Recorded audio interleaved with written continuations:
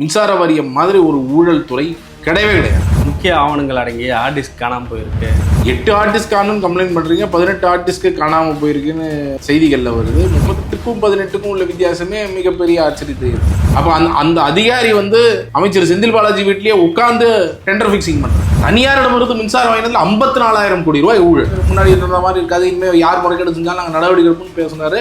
அந்த காலகட்டத்தில் காணாமல் போகுது ஹார்ட் டிஸ்க். அப்போ யாரோ உள்ளுக்குள்ளே இருக்கக்கூடிய அதிகாரிகள் நாங்கள் மாட்டிக்க கூடாது அப்படிங்கிறதுக்காக செந்தில் பாலாஜி போய் நார்த் சென்னை தெர்மல் பவர் ஸ்டேஷனுக்கு போய் நின்றுட்டு 2.5 லட்சம் டன்னு நிலக்கரி காணாமல் போச்சு அப்படின்னு சொன்னாங்க. என்கொயரி பண்ணாங்கல்ல, அந்த என்கொயரி ரிப்போர்ட் காணாமல் போச்சு. நிலக்கரியும் காணாமல் போச்சு, அந்த என்கொயரி ரிப்போர்ட்டும் காணாமல் போச்சு. சார், இன்னைக்கு மின் வாரியத்துறையில் முக்கிய ஆவணங்கள் அடங்கிய ஹார்ட் டிஸ்க் காணாமல் போயிருக்கு அப்படின்னு சொல்லிட்டு ஒரு பரபரப்பான ஒரு புகார். அதுக்கு பிறகு ஒருத்தர் கைது செய்யப்படுறார்.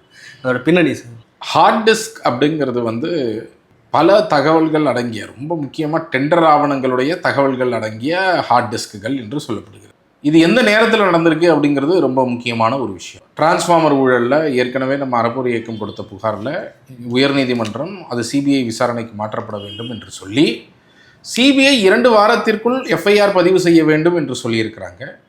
சிபிஐ எஃப்ஐஆர் பதிவு பண்ணிட்டாங்களா இல்லையாங்கிற ஒரு கிளாரிட்டியே இப்போ இல்லை. சிபிஐ எனி டைம் அவங்க எஃப்ஐஆர் பதிவு செய்து இந்த இன்வெஸ்டிகேஷனை தொடங்க வேண்டிய நேரம். அந்த மாதிரி ஒரு நேரத்தில் அவர்கள் இதற்கான ஆதாரங்கள் எல்லாம் இன்றைக்கி மின்சார வாரியத்தில் இந்த கம்ப்யூட்டர்களில் நிறைய இருக்கக்கூடிய வாய்ப்புகள் இருக்குது. அப்போ அந்த மாதிரி ஒரு காலகட்டத்தில் கிட்டத்தட்ட 18 ஹார்ட் டிஸ்க்குகள் காணாமல் போயிருக்கிறது அப்படின்றாங்க. இவங்க போய் பெங்களூரில் போய் 34 ஹார்ட் டிஸ்க்குகளை பிடிச்சிருக்கிறோன்றாங்க.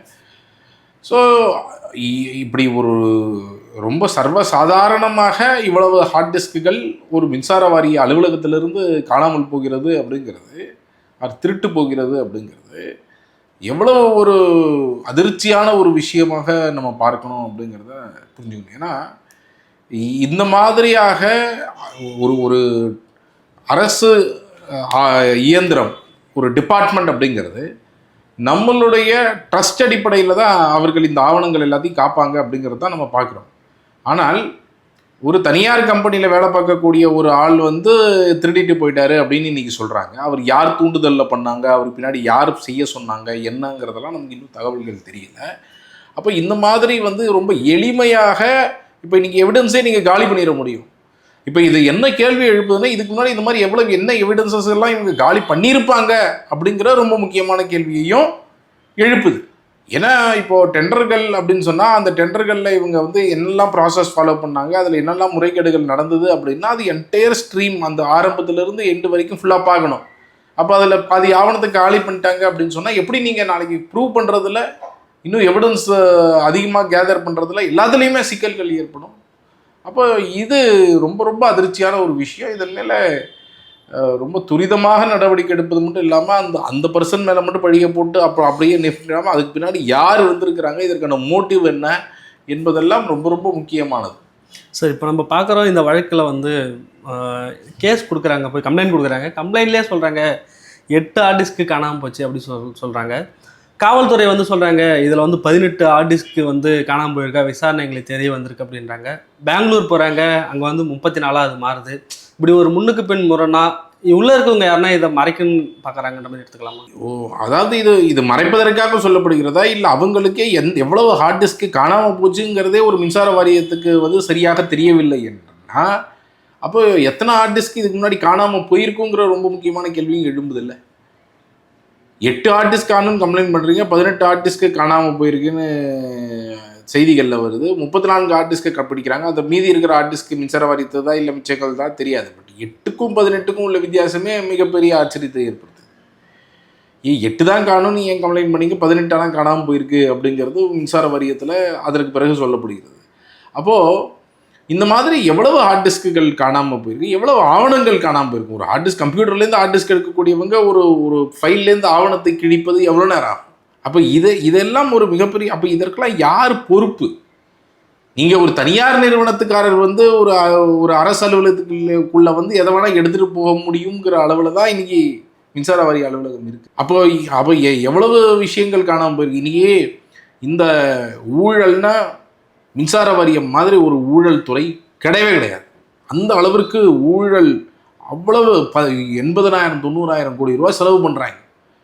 கிட்டத்தட்ட 75,000 கோடி வெறும் power purchase agreement, power purchase தனியாரிடம் இருந்து பவர் கொள்முதல் பண்ணுறதுல மட்டுமே இவங்க செலவு பண்ணுறாங்க. அப்போது நீங்கள் யோசிச்சு பாருங்கள், 75,000 கோடி ரூபாய்னா குறைந்தபட்சம் அதில் 20-30% வந்து ஊழல் நடக்கக்கூடிய ஒன்று. நம்ம டிரான்ஸ்ஃபார்மரில் 1068 கோடி ரூபாய்க்கு டிரான்ஸ்ஃபார்மர் வாங்கியதில் 400 கோடி ரூபாய் ஊழல் பண்ணாங்க, 40% ஊழல் பண்ணாங்க. அப்போ அந்த அதிகாரி வந்து அமைச்சர் செந்தில் பாலாஜி வீட்லேயே உட்காந்து டெண்டர் ஃபிக்ஸிங் பண்ணுறாரு. எவ்வளவு ஒரு பிளேட்டண்ட்டாக, எவ்வளவு ஒரு அராஜகமாக இந்த மாதிரி ஊழல்களை இவங்க செஞ்சுட்டு இருக்கிறாங்க அப்படிங்கிறத நம்ம புரிஞ்சுக்கணும். இப்போ இந்த மாதிரி ஆவணங்கள்லாம் நாளைக்கு ப்ரூவ் பண்ணணும்னா இன்னைக்கு திடீர்னு இப்படி ஹார்ட் டிஸ்க் காணணும்னா எப்படி? சார், இப்போ இந்த ஆட்சியில் தொடர்ந்து வந்து மின்வாரியத்துறையில் வந்து தொடர்ந்து அவங்க வந்து இந்த வழக்கு பதிவு பண்ணுறதாகட்டும், மற்ற விவகாரங்களை கையில் எடுக்கிறாங்க. அப்படிங்கிற பட்சத்தில் இந்த டெண்டர் முறைகேடு ஊழல் அது சம்மந்தப்பட்ட பிரச்சனை அப்படி மட்டும்தான் மின்வாரியத்துறையில் நம்ம பார்த்தோம். ஆனால் கொள்முதல் உள்ளிட்ட ஆவணங்கள் முதற்கொண்டு இதில் வந்து காணாமல் போகுதுன்னா இன்னும் வேறு சிக்கல்கள் இருக்குன்னு பார்க்கலாமா சார்? நம்ம இப்போ டிரான்ஸ்ஃபார்மருங்கிறது ஒரு ஊழல் தான். இப்போ இதுக்கு முன்னாடி நாங்கள் பார்த்தீங்கன்னா நிலக்கரி இறக்குமதியில் ஊழல், அதானியுடைய ஊழல் மட்டுமே 3000 கோடி ரூபாய்க்கு அதானி ஊழல் பண்ணியிருக்கிறாங்க மின்சார வாரியத்தில். அடிச்சுட்டு போயிட்டார். நம்ம தமிழ்நாடு மின்சார வாரியத்தோட பணத்தை அதானி அடிச்சுட்டு போனது 3000 கோடி ரூபாய். ஒரு 3500 கிலோகேலரி நிலக்கரியை வெறும் 6000 கிலோகேலரி அளவுக்கு இருக்குன்னு சொல்லி நம்ம மின்சார வாரியத்தில் கொடுத்துருக்கிறாரு. மின்சார வாரிய அதிகாரிகளும் அதில் இன்வால்வ்டு. இவ்வளோ பிளேட்டண்ட்டாக இவ்வளோ பெரிய ஊழலை செஞ்சுருக்கிறாரு. இவர் ஏதோ நாட்டையே கட்டி காப்பது போல பேசுகிறாங்க. கொள்ளக்காரங்க கொள்ளடிச்சிருக்கிறாங்க. ஆனால் இந்த மாதிரிலாம் என்ன நடவடிக்கை? இனி வரைக்கும் ஒரு எஃப்ஐஆர் இருக்கா? இந்த லஞ்ச ஒழிப்புத்துறை தண்டத்துக்கு இது வரைக்கும் எஃப்ஐஆர் கூட பதிவு பண்ணாமல் உட்காந்துருக்குறாங்க. தனியாரிடமிருந்து மின்சாரம் வாங்கினதில் 54,000 கோடி ரூபாய் ஊழல். சும்மா இல்லை, 54,000 கோடி ரூபாய். கிரிட் கனெக்டிவிட்டியே நடக்கலை. கிரிட் கனெக்டிவிட்டி நடக்காத போது நார்த் இந்தியாவிலேருந்து உங்களால் பவர் வாங்க முடியாதுன்னு தெரியும். நார்த் இந்தியாவிலேருந்து பவர் வாங்க முடியாதுன்னு தெரிஞ்சும் 5 மாதத்திற்குள்ளே எங்களுக்கு வந்து பவர் ரொம்ப அவசரமாக தேவை, 5 மாதத்துக்குள்ளே பவர் சப்ளை பண்ணணும். 2014 இவங்க ஒரு இது போடுறாங்க, நத்த விஸ்வநாதன் டைமில் நீங்கள் பார்த்தீங்கன்னா. ஆனால் கிரிட் கனெக்டிவிட்டியே இல்லைல்ல, எப்படி பவர் சப்ளை வரும்? அதுக்கப்புறம் 2 வருஷத்துக்கு வரலை. ஆனால் கிரிட் கனெக்டிவிட்டி நடந்துருச்சுன்னா சந்தை மதிப்பு 4,000 ரூபாயிலேருந்து 2,000 ரூபாய்க்கு வந்துடும் உங்களுக்கு தெரியும். அப்போ 4,000 ரூபாய்க்கு சந்தை மதிப்பு இருக்கிற டயத்தில் 4 ரூபா 91 பைசாக்கு இவங்க டெண்டர் கான்ட்ராக்ட் சைன் பண்ணுறாங்க. ஆனால் என்னைக்கு கிரிட் கனெக்டிவிட்டி ஏற்படுதோ 2,000 ரூபாய் தான். முதல் நாள் அந்த பிரைவேட்காரர் சப்ளை பண்ணுற அன்றைக்கி சந்தை மதிப்பு 2,000 ரூபாய் தான். அப்போ கிரிட் கனெக்டிவிட்டி வந்துட்டா 2,000 ரூபா தான் இருக்க போகுது. ஏன்னா நார்த் இந்தியாவில் 2,000 ரூபா தான் அப்போ இருக்குது. அப்போ அவ்வளோ இதுக்கு மார்க்கெட்டில் குறைய போகுதுன்னு தெரிஞ்சு இவங்க எப்போ சைன் பண்ணுறாங்க? 2 வருஷம் முன்னாடி சைன் பண்ணுறாங்க. சைன் பண்ணது மட்டும் கிடையாது, அந்த அக்ரிமெண்ட்டில் என்ன இருக்குது? ரொம்ப அவசரம், அதனால சைன் பண்ணுறோம். 5 மாதத்துக்குள்ளே சப்ளை பண்ணலன்னா கேன்சல் பண்ணுவோன்னு இருக்குது. டெர்மினேட் பண்ணியிருக்கணும், பண்ணலை. கிரிட் கனெக்டிவிட்டி வருது, 2,000 ரூபாய்க்கு மார்க்கெட் ரேட் இருக்குது. இவங்க 4 ரூபா 91 பைசாக்கு 15 வருஷத்துக்கு சைன் பண்ணுறாங்க. 4 ரூபா 91 பைசா கரண்ட் ரேட்டுக்கு. 4 ரூபா 91 பைசா 15 வருஷத்துக்கு சப்ளை பண்ணுறது இல்லை. இன்றைக்கெல்லாம் 7 ரூபாய் 8 ரூபாய்க்கு பே பண்ணிட்டு இருப்பாங்க ஒரு யூனிட்டுக்கு. அப்போ இந்த மாதிரியான ஊழல்கள், இதில் 54,000 கோடி ரூபாய் இழப்பு ஏற்பட்டிருக்குன்னு லஞ்ச ஒழிப்புத்துறை டிராஃப்ட் எஃப்ஐஆர் போட்டு வச்சிருக்கிறாங்க. ஆனால் இதில் இருக்கக்கூடிய அதிகாரிகள், அரசியல்வாதிகள், அதிமுக ஆட்சி காலத்தில் நடந்த ஊழலானதால் திமுக அரசியல்வாதிகள் அதை தடுத்து நிற்கிறது. திமுக கவர்மெண்ட் வந்து அதை தடுத்து நிறுத்துது. இனி மின்சார வாரியம் லட்சக்கணக்கான கோடி ரூபாய் கடனில் இருக்குது அப்படின்னு சொன்னால் இதற்கு காரணம் இது போன்ற ஊழல். நீங்கள் நம்ம கொடுத்துருக்கிற ஆதாரங்கள் மட்டுமே 65,000 கோடி ரூபாய் அளவுக்கு மின்சார வாரியத்துக்கு கொடுத்துருக்குறோம். நிலக்கரி போக்குவரத்தில் 2,500 கோடி ரூபாய்க்கு ஊழல்.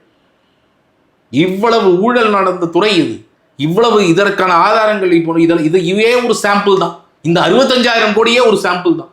இந்த டிபார்ட்மெண்ட்டில் நாங்கள் மட்டுமே 65,000 கோடி ரூபாய்க்கு கண்டுபிடிச்சிருக்கிறோன்னா மிச்சம் எவ்வளோ ஊழல் நடந்திருக்கோம்? நான் டிரான்ஸ்ஃபார்மரில் கண்டுபிடிச்சிருக்கேன், கண்டக்டரில் நடக்கலையா? கண்டக்டர்லேயும் இதே தான் நடந்திருக்குன்றாங்க. அப்போது இந்த மாதிரி எவ்வளவு நடந்திருக்கிற ஒரு துறை. அதானிக்கிற 7 ரூபாய்க்கு நீங்கள் சோலார் சைன் பண்ணி நீங்கள் என்ன ரேட்டு? 2,000 ரூபாய். அப்போது இந்த மாதிரியான ஊழல்கள்லாம் யார் நடவடிக்கை எடுப்பா? இன்னைக்கு இதில் எவ்வளவு ஆதாரங்கள் காணாமல் போச்சு என்ன தெரியும்? லஞ்ச ஒழிப்புத்துறை போயிட்டு சும்மா போய் விஏஓ போய் அரெஸ்ட் பண்ணுங்க போங்க, இதுக்கு தான் லாய்க்கா? நீங்கள் யாரை பண்ணணும்? 34 கம்ப்ளைண்ட் இருக்குது உள்ள எங்களோடது. போடுங்க எஃப்ஐஆர். சும்மா ப்ரிலிமினரி என்கொயரி, டீட்டெயில் என்கொயரின்னு சும்மா காலத்தை ஓடிட்டு இருக்குதுங்க. எவ்வளோ வருஷம் ஓட்டுவாங்க?